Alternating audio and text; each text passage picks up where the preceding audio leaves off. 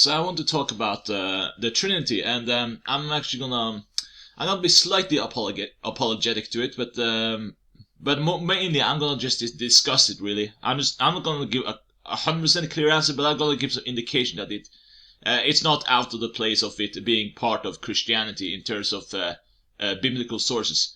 One thing that Bart Ehrman, which I think is a good scholar, he does say that the Trinity, which is originally from John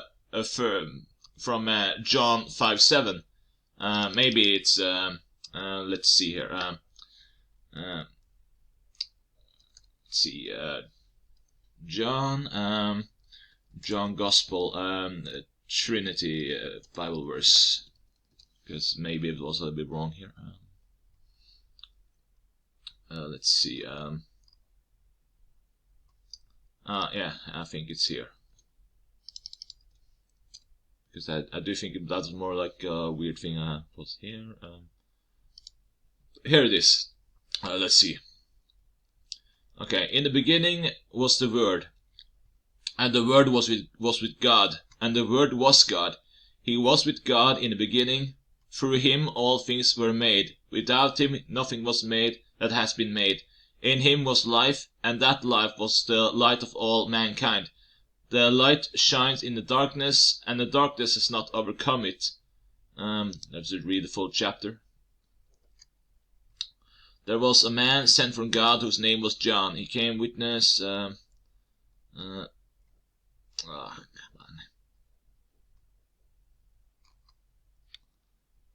Let's see here. And they are.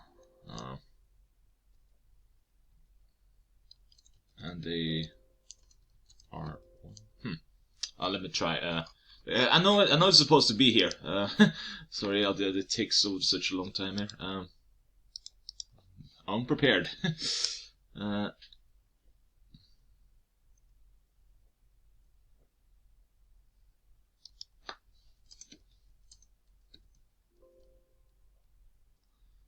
Trinity. It doesn't matter. Point is, I think there was the Gospel of John that says the Trinity, and they are one or something. The point is, biblical scholars they basically say that this is fabricated, basically. So I don't know if it's in the New International Version anymore, but the point is, it's supposed to be something like the Word, maybe I can the Word. The Spirit, whatever, but it's supposed to be, yeah. It's supposed to be like, and they are one, like the God, the Word and the Spirit, and they are one or something. But yeah, it's supposed to be in the first, in the Gospel of John. I think it's supposed to be written, and lots of scholars dispute this as a fake, which yeah, it's kind of interesting because they think it was added basically. So it's kind of interesting. But here is something that's more interesting actually. Isaiah 48:15. I'm gonna take the New International Version here. I'm gonna read it. I'm gonna give a little bit full context though, but it's 48:16. That's the most important one. I'm gonna read it. Even I have spoken. Yes, I have called him. I will bring him, and he will succeed in his mission. Come near me and listen to this. From the first announcement I have not spoken in secret.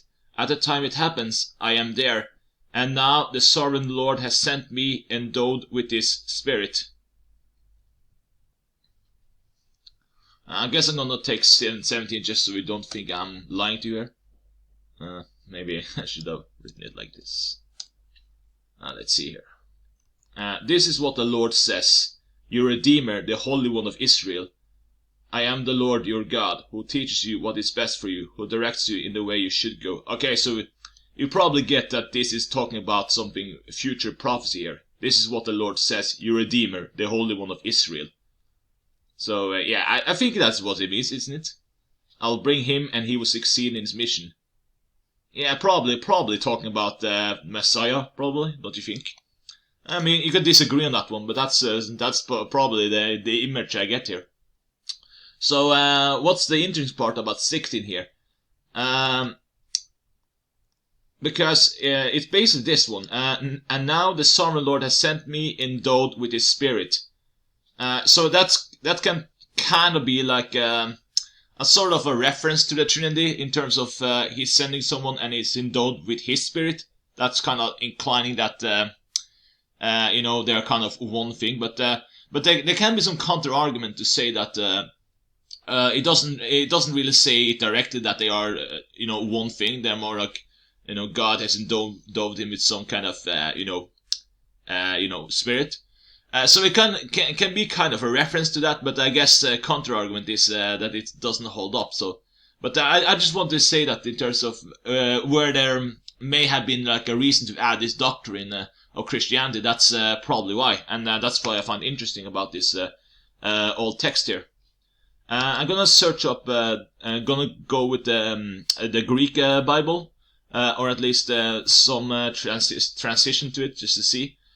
His way and will prosper. I have brought him. I have called him. Yes, have spoken. Even I. From the time I have spoken in secret, from the beginning. Not this. Hear to me. Come near. And His Spirit have sent me. God. The Lord now. I was there that I was. I'm gonna see. Who teaches you your God, Yahweh, Yahweh, I am, of Israel the Holy One, your Redeemer. Yahweh says thus, you should go by the way who leads you to profit. Your Redeemer, Yahweh, says thus, you should go by the way who leads you to profit. Yeah, basically, it does seem to incline that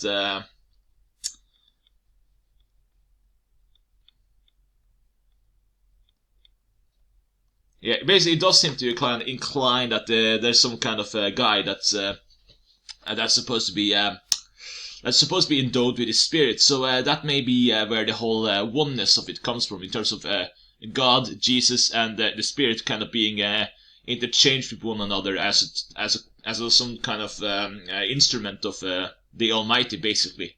So yeah, that may be where the doctrine comes from. But whether you agree with this, I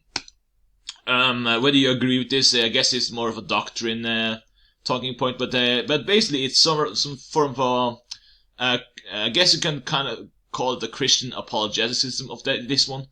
But yeah, I guess this is more the case where we can sort of disagree on that one. But it's interesting in terms of a counter argument to what people may say that the Gospel of John is kind of fraudulent on that part, at least. So at least I don't think Isaiah was fabricated. At least I'm pretty sure it wasn't. Was it? But yeah, this more interesting discussion, and that's why I want to make this video on it. But yeah, if you don't agree, that's totally fine. I just want to add a little more discussion to this is all. Yeah, so thank you for listening, and bye.